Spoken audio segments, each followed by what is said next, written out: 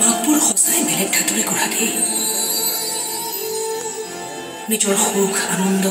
সকলো বিসৰ্জন দিয়ে কেৱল এটাই আশাত তেওঁলোকৰ সন্তানবোৰ এদিন সফল হ'ব ডাঙৰ মানুহ হ'ব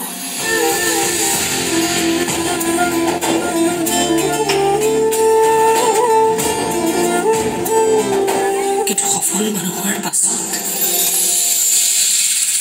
নাই কোনো উত্তৰ নাই অনবৰতে চকু পানীত টিকি থকা এটা প্ৰশ্নহে আছে মাকবোৰৰ বুকুত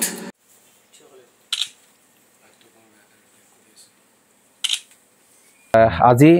আমাৰ মা ষ্টুডিঅ'ত অসমৰ এখন আগশাৰীৰ অন্যতম সৰ্বশ্ৰেষ্ঠ নাট্য দল আবাহন থিয়েটাৰ প্ৰস্তুতি পৰাশৰৰ নেতৃত্বত যি থিয়েটাৰ সগৌৰৱে চলি আছে আপোনালোকে দেখিছেই প্ৰত্যেক বছৰে ছুপাৰ টুপাৰ হিট হয় আৰু এইবাৰো আচলতে ব্যতিক্ৰমী ৰূপত প্ৰস্তুতি পৰাশৰে 3টা চৰিত্ৰত আচলতে অভিনয় কৰিব 3খন নাটকত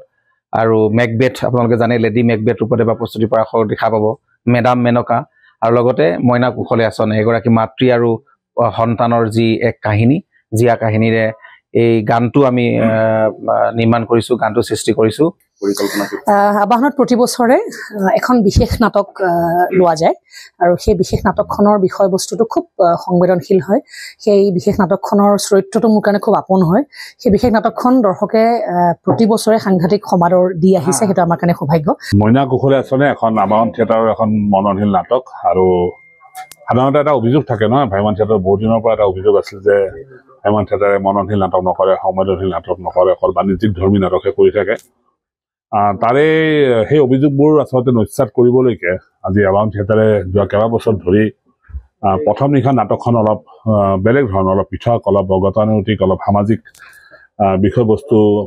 থকা এখন নাটক কৰি আহিছে আৰু দৰ্শকৰ পৰাও এটা সমাদৰ পাইছে আৰু যোৱা বছৰ অৰ্ধাংগিনী নাটকখনত যিটো সমাদৰ পোৱা গ'ল তাৰ পৰা এটা আমি নিশ্চিত হলো যে এনেকুৱা ধৰণৰ নাটক চাবৰ বাবে একচাম দৰ্শক আবাহন থিয়েটাৰে সৃষ্টি কৰিব পাৰিছে আৰু সেই চাম দৰ্শকৰ কাৰণে আৰু এটা নতুন উপহাৰ মইনা কুশলে আছনে আৰু সেই নাটকখনৰ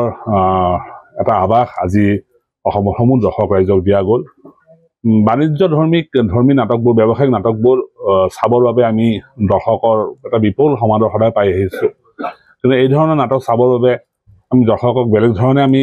অনুপ্ৰাণিত কৰিব লাগে আৰু তাৰে এটা প্ৰচেষ্টা হিচাপে আজি আমি এই প্ৰমো ভিডিঅ'টো মুকলি কৰিছোঁ